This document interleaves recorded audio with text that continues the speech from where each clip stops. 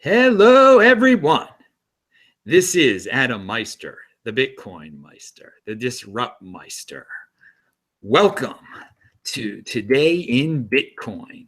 Today is April the 16th, 2017. This is the home of cryptocurrency straight talk, no fancy setter graphics, just information. And today we have a special guest coming from Lisbon, Portugal, where I just was, where I met him actually in person. I met this awesome dude at the awesome Lisbon, Portugal cryptocurrency Bitcoin meetup. It is Mitchell Loureiro. Mitchell Loureiro. I am butchering the last name because I can't speak Portuguese properly, but he's actually from Western Canada originally. We're going to talk about that too. Mitchell is now the vice president of marketing at Steemit. He was not when we met. So Mitchell, welcome to the show and tell us what happened between the time I talked to you, and we actually talked a little bit about Steemit coincidentally, and then you became the vice president of marketing. What's going on? Tell us what's going on. Sure. So with regards to that, I was actually working on Steemit for a little while, starting around shortly before that time. But the beginning of the process is the beginning of any serious marketing involves understanding to a very fine degree what you're dealing with. So not just what the product is, what the product's going to be, and where you'd like to go. And the nice thing about Steemit is that it's very much a product that can go to the mainstream markets. So understanding it and understanding how we can get there was key. So we spent a lot of time just dealing with the early strategy and basically throwing literally dozens and dozens of ideas against the wall and saying, okay, which of these are the best? Which of these are worth our limited time and resources? Which of these are going to take us to victory? And so my announcement only came out at a later date. All right. So are you saying back then, I forgot the day of you at that time we met each other, you were involved with Steemit, but you just couldn't say, oh, that's cool. That's right. There was secret stuff going on in the background. Little did I know, because I brought up to you and another guy there how I just thought Steemit, it was a contrarian thing at the time. You know, people were a little down on it. Things were, you know, there's been a negative atmosphere around it for a little while for various reasons, and we'll talk about that a little bit. And that there's just opportunity in the cryptocurrency space for marketing, and that Steemit really had no marketing beforehand. You are the first vice president of marketing there. Am I correct? I'm the first marketing related person on Steemit ever. Yeah. So yes, that's that. So it was lacking. The marketing was. I talked to Ned in South Africa in, I guess, when was that? October or November. And yeah, I'm glad that it's progressed to this point now.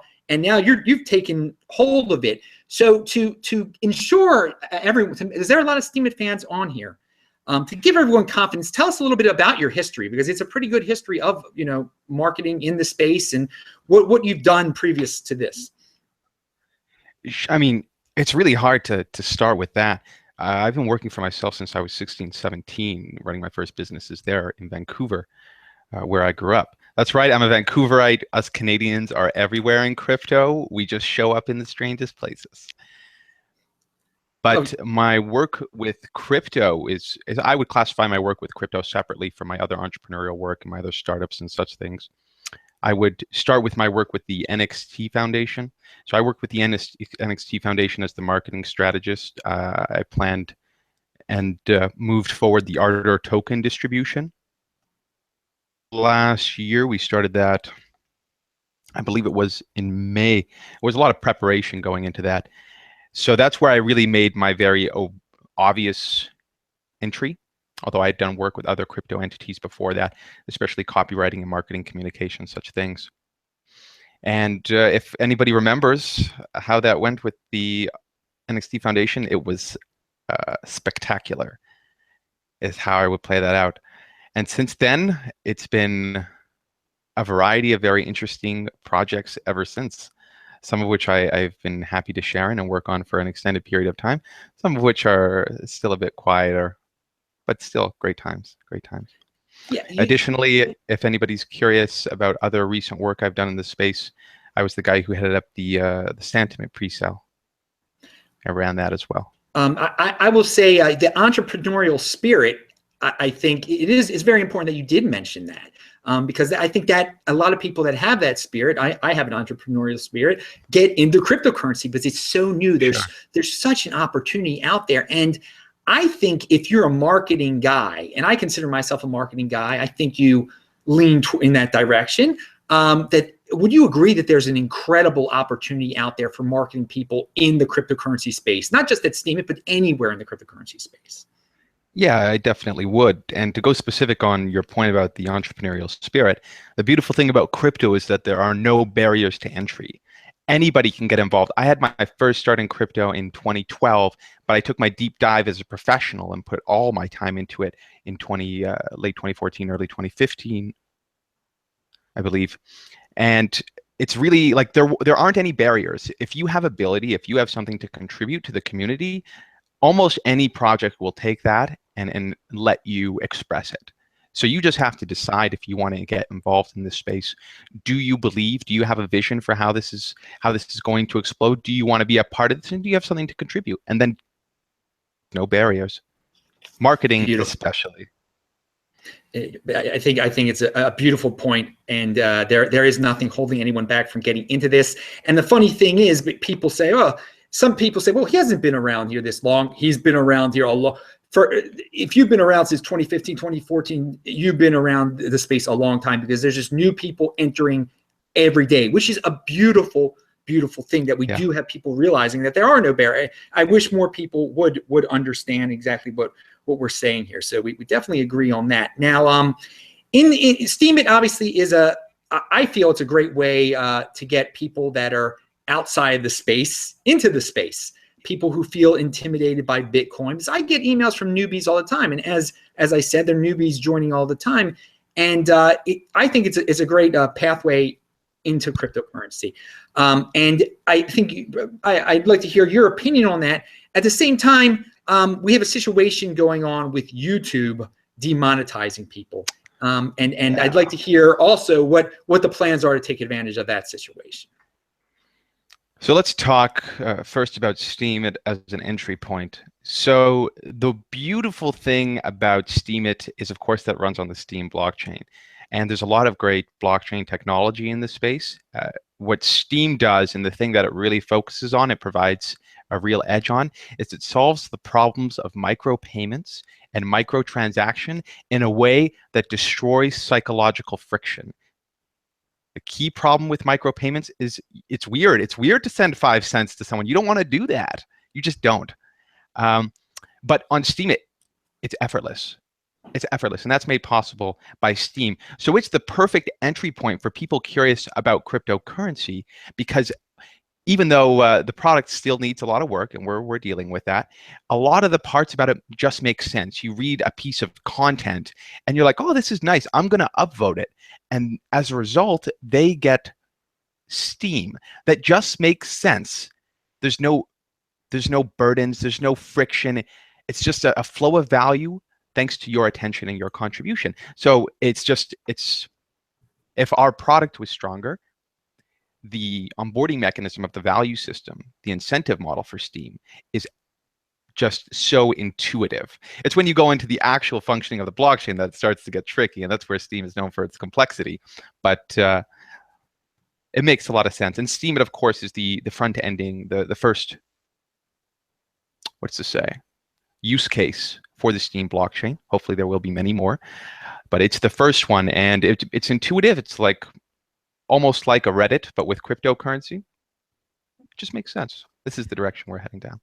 All right, so this is a good segue into the second part of that question. So we get these new people coming on from that are, that just want to get into cryptocurrency, like micropayments. And it is, I do like how you talked about micropayments in this fashion. It does facilitate that. But what is the reach out plans to the YouTubers who have been demonetized? They also care about micropayments in a sense, because they're used to getting a few cents for a video here or there. I have tried to spread the word with my own site, movetosteemit.com, just so I leave that URL so people can click on it, and that people who are complaining in their videos about, like, I've been demonetized, I say, check this out. But Yeah. how are you guys going to take it? Because this is, for me, I think for Steemit, this is the ultimate opportunity, what is going on at YouTube right now with the demonetization. Sure. Sure. And these YouTube problems are going to continue. YouTube thought about what it wanted to do with its current strategy. It decided that it didn't care, that it wanted to increase its revenues or its profits rather, not the revenues. And so they decided to demonetize their users. So this is just going to be something that continues into the future. Now at Steem, obviously, we look at this. We are aware of what's going on. We are aware that it's an opportunity for us to claim this market share and claim that market share in a way that doesn't necessarily bite into YouTube's, just in a way that's saying, look, why don't you move your value creation mechanism, great content creators, over to Steemit? Why don't you get your monetization there? Now, people might be curious as why we haven't gone full speed ahead with that. Well, that's because we have when I'm designing the marketing here, I look at what will give us the most possible bang, what will achieve my vision for a Steem that is much, much, orders of magnitude larger than it is now. What will achieve that? And I have to look at how I can get the best possible results with the most focused effort. And right now, that means focusing more on the product. As soon as we have our product ready to absorb those large amounts of users, then of course the YouTube strategies will go into play. And I believe it will be a beautiful thing, but I won't spoil too much about what that will look like specifically. So from what I'm hearing is that you are a long-term thinker and a long-term planner. You don't want to do anything impulsive. There is a long-term plan here for marketing at Steemit. Sure. We've got a long time frame. One does not climb to the top by doing what's right in front of them strictly. We're definitely looking, okay, where do we want to be in 6 months? Where do we want to be in 1 year? Where do we want to be in 2 years? Where do we want to be in 3? That's my personal. No, that's great, because there's so many people in cryptocurrency who just do things at the spur of the moment, or they want their coffee now. For I like that you guys have a long-term plan. You're not impulsive. This is good. This is why we have you on, and I do thank. This is also, the Mitchell has come on today. I mean, we're getting some great insight here. I want to say to everyone, pound that like button. If you like guests like this, pound that like button. If you're one of those cryptocurrency guys from Western Canada, because there's so many of you out there, man. The Vancouverites, the British Columbia.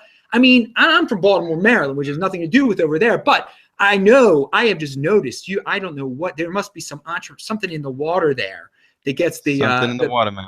Yes, and I love Vancouver. Vancouver is beautiful, but hey, Lisbon is also very, very beautiful. I mean, you don't. It's not a competition. Okay. Well, I'll say Baltimore is the least beautiful of all those places. Oh my God! But the Orioles are beating the Blue Jays today. So, but let's go to this here. What is the situation with this busy.org? Do you know about busy.org? Because Sure. Okay, please elaborate on that. So busy.org is actually a step in the direction that we'd really like to take Steem. So Steemit is the use case for the Steem blockchain. And a lot of people think that Steemit is the Steem blockchain, but that's not the case.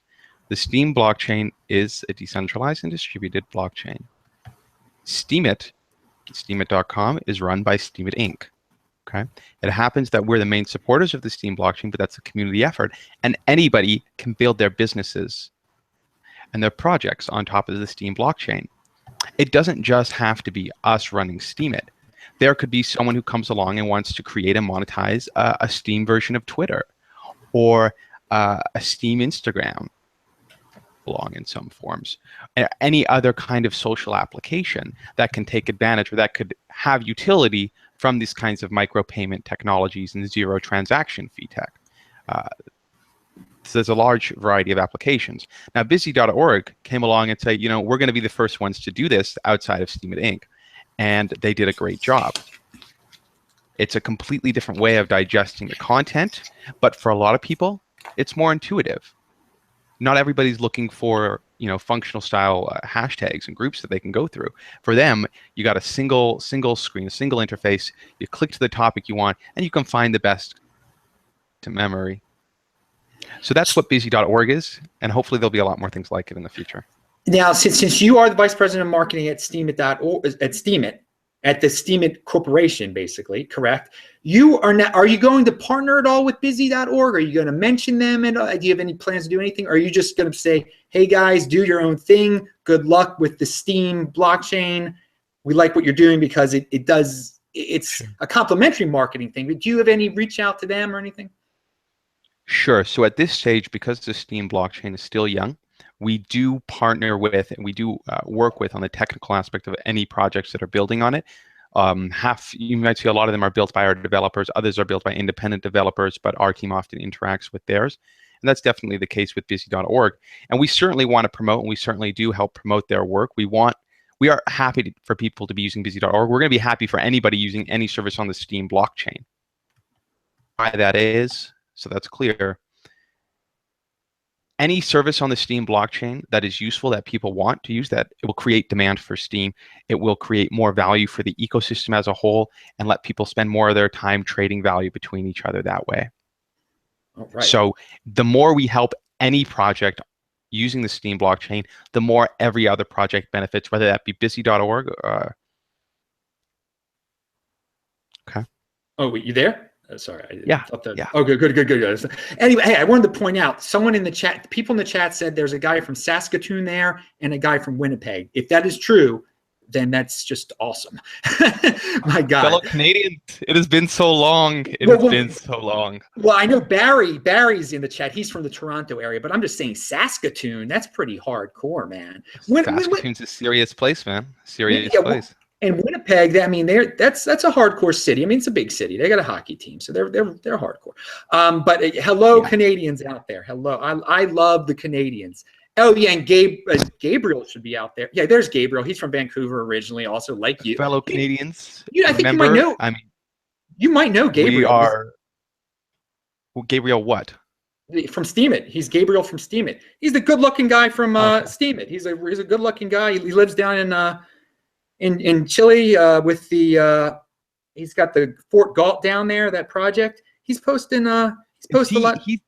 Is he a Vancouverite? So there was this Vancouverite community. That's where I originally discovered Bitcoin, was in the libertarian communities at the old Railway Club.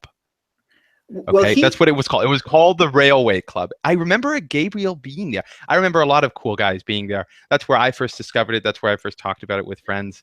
And I know some of those guys have gone on to do cool crypto stuff. Like one of them created Equibit, that project. You Vancouverites. I don't know if he's directly, I know he's British Columbia, definitely. And he's Pied Piper on Steemit. You can find Gabriel at Pied Piper on Steemit. He's big on there, man. He's big. I got to talk to him. It seems like we're probably old friends. The world is small. Go figure. Who knows? He's just as good as the spokesman. Well, that guy. So you reached out to Andrew, sure. And he's like your community liaison, right? And I think Gabriel would be a great community liaison too. That's what I was trying to say. But tell us about this community liaison thing you have going, or I'm mispronouncing everything. Sure. So when we're looking at the marketing for Steemit, the question has to be not what will work tomorrow, because we could bring a ton of users just by doing shit tomorrow, but there would be no point. We don't have the product to properly give the value and to promote retention. We don't have the means to necessarily scale that kind of marketing. There's just no point. We're in it to win it. So we got to prepare for the long term.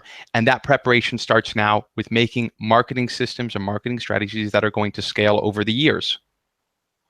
This is the whole point of the recent initiatives, not just with the community liaison, but with the crowdsourcing. So when I was looking at the Steemit community is actually fairly high quality. I was surprised by the talent that really came forward when I started digging deep and I started questioning these guys and testing these guys and seeing what they were really worth. I was surprised that they were so competent. And Andrew provides a very specific expertise. Andrew knows the community very well. He's been there since the beginning. He has a very strategic mindset.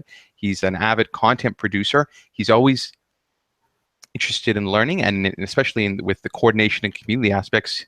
He was a very interesting choice. And when I started talking to him about marketing, I found that we had many similar thoughts on methods that would scale. And I thought to myself, We need people like him. We need people like a number of other members of the community who are going to be the real leaders and ultimately the real beneficiaries of the growth of Steem. And I'm like, okay, you, sir, are the perfect man to coordinate this side of what's going on. And he's been leading the community efforts ever since. Well, yeah, I tell him to email me, by the way, man. I may get him on the show too, because I think everyone out there on my channel would love him. He's a smart guy. He's a real smart guy, and his videos are intense, man. He's got some good stuff. He's like that. He's so intense. I find that very endearing, personally. I appreciate that kind of quality, but we'll see. Yeah, hey, by the way, you said a Steem version of Twitter, but I had thought about that in the past. I think so. If anyone's listening, watching this right now, dude, someone make a Steem version of Twitter. Figure out a way for sure. That is such an kind of already is one. Okay, what's the URL? Oh, sorry. Say it again. I don't remember what the URL is. It was called Squeak originally. I can see if I can find the link for you later, and you can post it in the description. Yes. Now, it was originally made by Nate, of course, who is now on the Steemit team. So there were some certain features that weren't ready when it was first designed to be pushed out. Those features are almost there now. And then we'll be looking at putting something like that into play. But we don't necessarily want to be the owners of all these new versions, applications on the Steem blockchain. It benefits us if other people own those and receive the rewards of them. So maybe the Steem version of Twitter, which should be really exciting to see in action. Like, there's a bunch of reasons why these kinds of micropayments would be interesting to see on Twitter. And who knows, maybe someone would finally solve the Twitter monetization problem that they've been dealing with forever. Just to poke a little fun at them. No, but we want to see others developing and owning this and benefiting from these kinds of technologies and applications, not strictly us. Right? The more, in the case of these decentralized networks, the larger the network effect, the more hands there are in the jar. Somehow, the bigger the jar gets, and everybody benefits. Now speaking of everyone benefiting and everyone being receiving micropayments and monetization with Twitter, Steemit very recently, it was quite sudden actually, there's a new payment system. I'm on Steemit, by the way, everyone who's not familiar with this channel. I'm the Bitcoin Meister on there. You can find me at Bitcoin Meister. But I noticed that instead of getting paid, about every 24 hours, that it's now you're getting paid every week, and it's less. Can you explain the changes that happened and why they weren't exactly conveyed? It was a surprise to many people. And this is before you'd fully become the marketing guru there. And I don't know who made the decision about informing everyone and everything, but elaborate on what is going on with that and what the payment system is now. So let's first talk about hard forks, because this is the important question. We've had like an interesting time trying to put this together. Think about this. Steemit has been around for a year. The Steem blockchain has been live for a year, but the only improvements that have been made, or most of them, have been made on the blockchain. And it was very important that we do that. Working on the blockchain is essentially working on the back-end technology. And you have no product. There is no Steem worth having without that. But we didn't have a time to work on the front end as much as we'd have liked to, and to work on the protocols. For example, we didn't have enough time to get a really accurate, really strong hard fork protocol down. That means that nobody is surprised, essentially, that we can introduce ideas and see what people's response is before we invest all our time in developing these hard forks and the changes to the blockchain. So this was kind of like one of the last things to go out after this realization. And you'll see this more and more going forward as the hard fork process becomes smoother and smoother and smoother, as witnesses are being brought into the fold on that, and hopefully the community will be in general as well. Now, with regards to that payout change, that was originally done to reduce a very particular problem. I believe there was a risk of there was an attack vector there, an abuse of the payment system. Minor now, but we don't solve these blockchain problems for now. We solve them for when Steem is worth considerably more and it becomes lucrative to abuse them. So we wanted to solve that problem. Our solution was to average it out over a longer period of time. And this morphed the appearance of the payouts, but didn't actually change the payouts. So I know how you feel. My comments, they went from like I maybe get 40 or 50, it went to like 2 or 3. And it was like, oh man, that sucks. But in fact, you can see right now all the post rewards have gone way back up. They're going to continue to grow. So it's an illusion what happened there. We spread it out over time to increase the security of the system. But it does appear smaller, and it will appear smaller for another week or two. It's just something that has to happen as the new system becomes mature. Okay, and because of that shock to the system, unfortunately I stopped posting as much as I used to. I've been very busy also because I've been traveling across the Atlantic. But hey, you visited me. Yeah, did the number of posts go down? Has it gone down since that happened? Has there been a little bit of a drop off? I would have to double check the stats. We might have seen a minor drop off, but we've actually seen a sudden increase recently. Not strictly with posts, we've seen a mild increases there. The crowdsourcing efforts have invigorated a lot of people to know that actual marketing will happen is exciting for the community. It's about time, of course. And there have been other developments on too. For example, the shadow brokers. You know who the shadow brokers are? No, I don't. No. Elaborate. The shadow brokers have apparently, the rumor is, apparently they made a Steem account connected to their Bitcoin addresses. I don't know if that's true. I don't have a means of verifying it, but Steemit, of course, is the platform for anybody who needs freedom of speech as well. So the shadow brokers are the guys who hacked into the NSA and released their treasure trove of hacking tools, including a bunch of zero-day exploits on things like Windows 8, Windows 10, who knows how many other operating systems. They also released information how the NSA had access to the SWIFT banking system. So for those of you who know what SWIFT is, that's a big deal. And apparently, I don't know if it's someone just using their name and posting stuff about them, but someone is using the name the Shadow Brokers, and they continuously post Shadow Broker content on Steemit. They had 25,000 views as of yesterday. Whoa. Which was in a very small amount of time. So something is going on there. Well, this all the things that you just mentioned, the shadow brokers and people knowing that there's someone in charge of marketing, this might explain why there has been a little bit of a boost in the price of Steem also. And I'm sure yeah, I mean, it was insane. I'm sure Go ahead, sorry.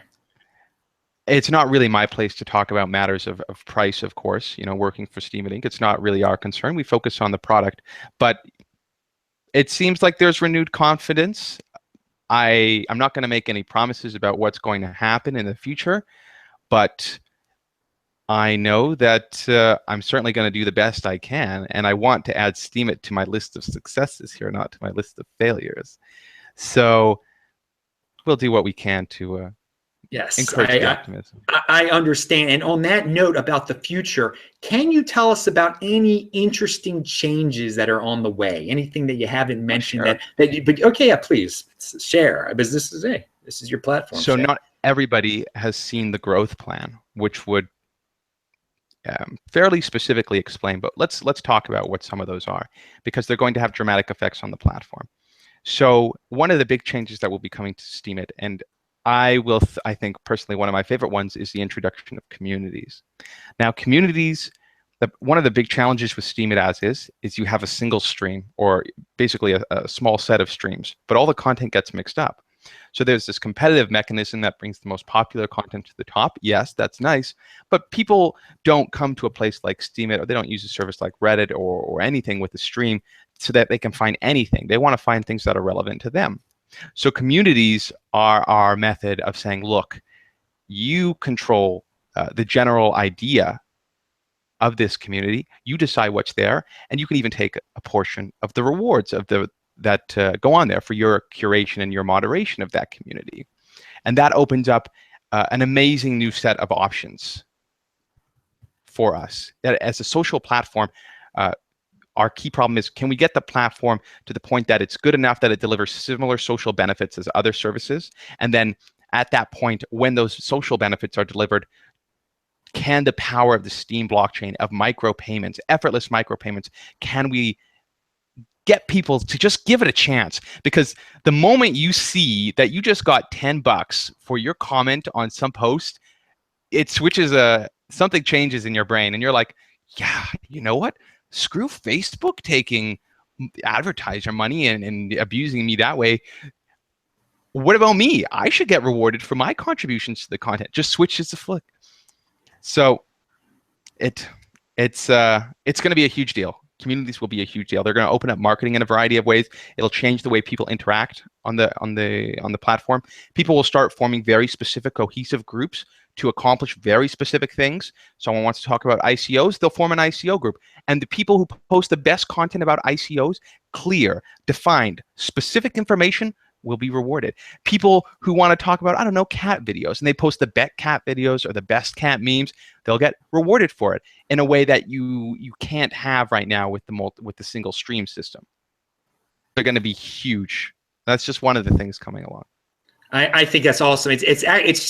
It's about time to split, to have a better way of defining it, to splitting it up so people can find what they want. Because, I mean, you're very honest about it. It's just not organized right now. It just isn't. Yes. And you've been totally cool and open. I mean, you're very honest about that it needs work, but hey, you're here to do the work. Is there anything else exciting? Because, I mean, we've got big fans out there that want to hear that everything.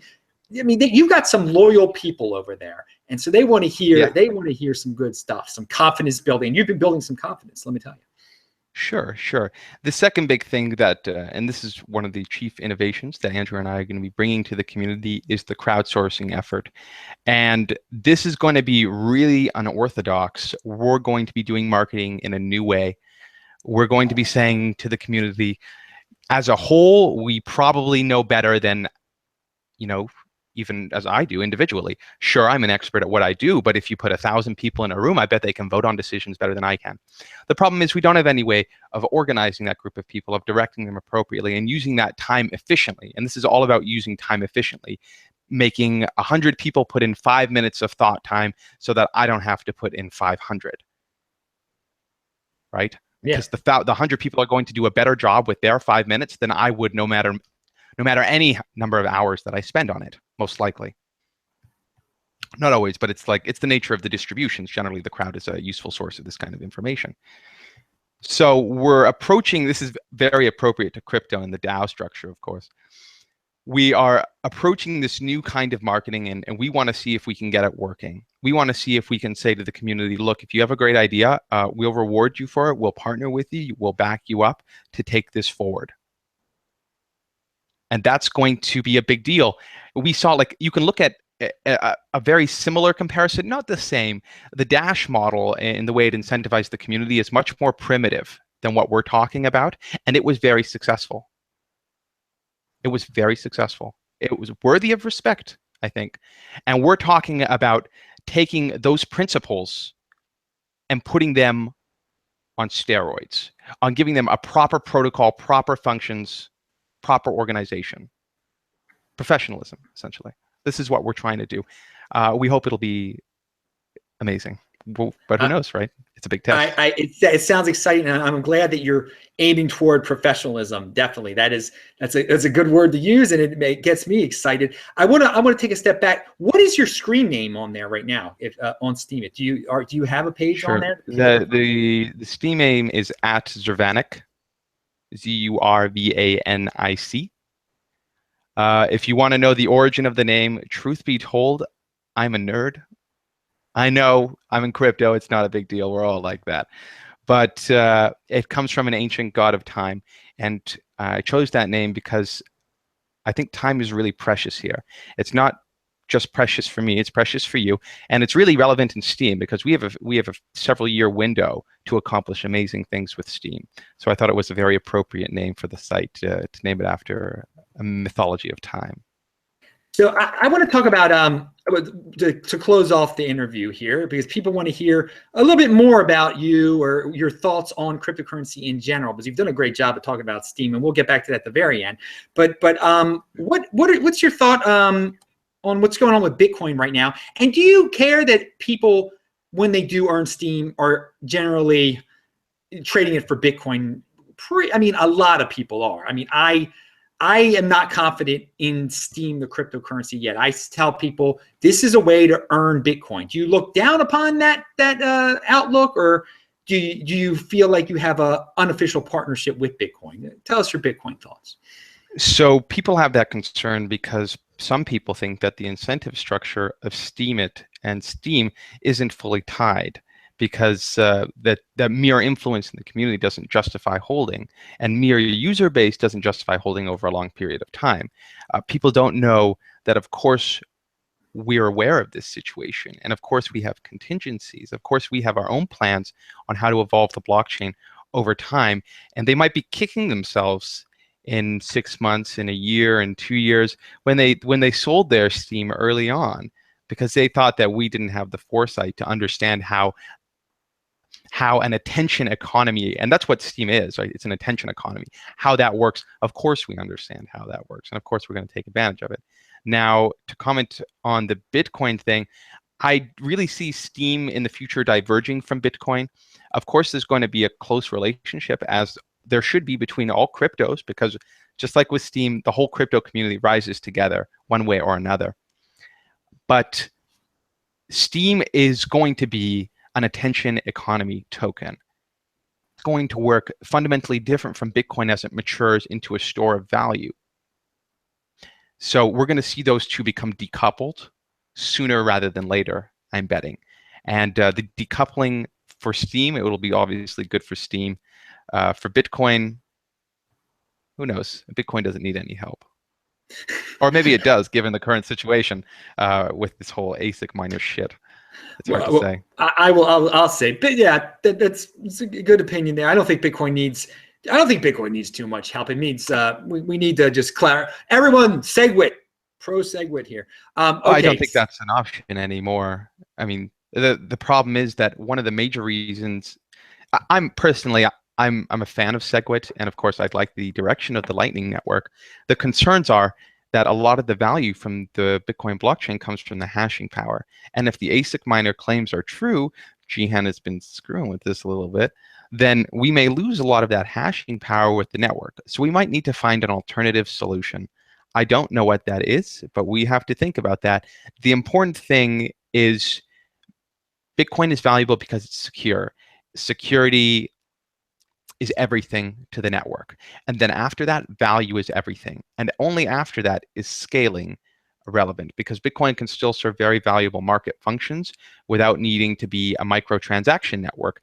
We already have other blockchains like Steem that serve that function. So yes, it's not a requirement. But I digress. Yes, it's a tricky situation. I'm not the most informed guy on it. I would leave that to the experts who hopefully are finding a solution to this problem sooner rather than later, please. I'm confident. So let's talk about altcoins, and because you have some interesting thoughts on altcoins. We spoke about altcoins back at the meetup in Lisbon. Litecoin obviously is one that does that you can do some microtransactions. If you want to buy coffee, use Litecoin. That's why I say. But what are you mentioned? People love to hear about altcoins here, and they say, Adam, you don't talk about altcoins. I only talk about the top tier ones. You, on the other hand, when we spoke, you brought up some interesting altcoins I would never bring up. So just put it all. I'm giving you the stage here. Talk about whatever you want to say about altcoin X, Y, and Z. Go ahead. Sure. So as much as I enjoy the big cryptos, my favorite ones are actually the smaller ones. And this is because they have the biggest incentive to innovate. They have to be the most competitive. Nobody can compete with Bitcoin on the network effect. So if you want to have some kind of valuable technology, you need a huge edge. So there's this powerful drive to innovate coming out of the smaller cryptos. And most of them are shitcoins. There's no doubt about that. But some of them have fascinating technologies. Let's just to comment on one that I personally like would be Factom. And most people look at that and they laugh and they're like, Factom, what the hell even is that? What does that even do?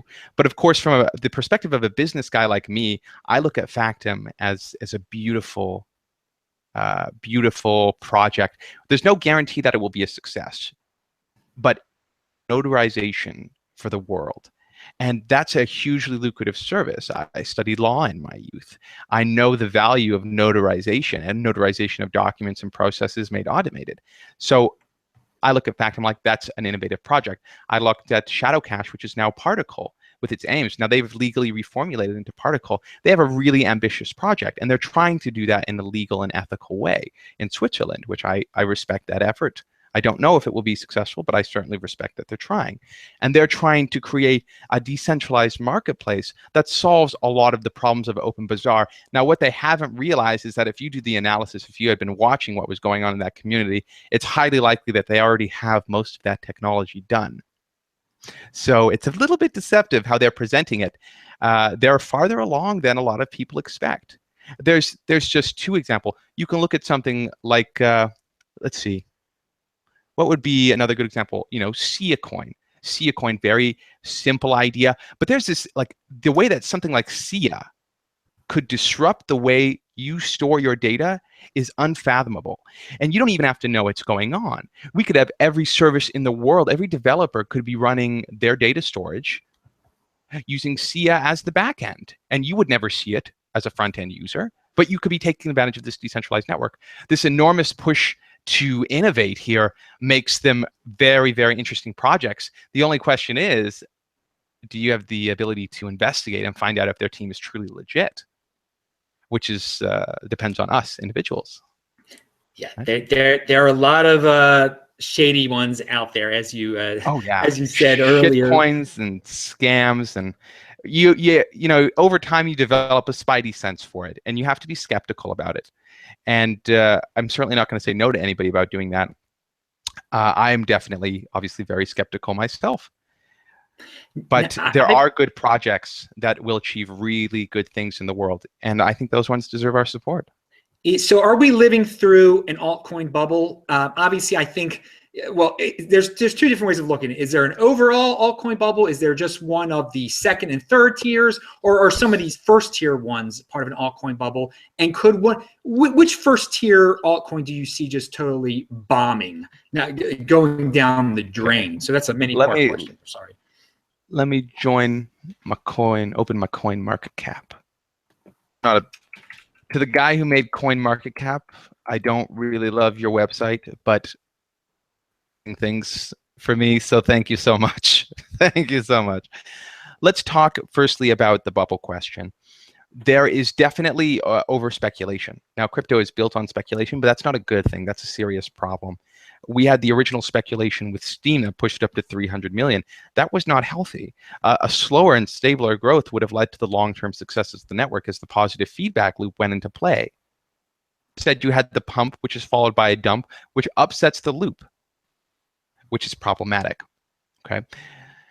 So we have a variety of projects. Like, you want to talk about a first-tier shitcoin. Let's talk about Ripple. So Ripple as a project is actually very innovative. It's great as a banking project, but people don't understand that Ripple as a project is now separate from the cryptocurrency. The cryptocurrency is not connected to the business.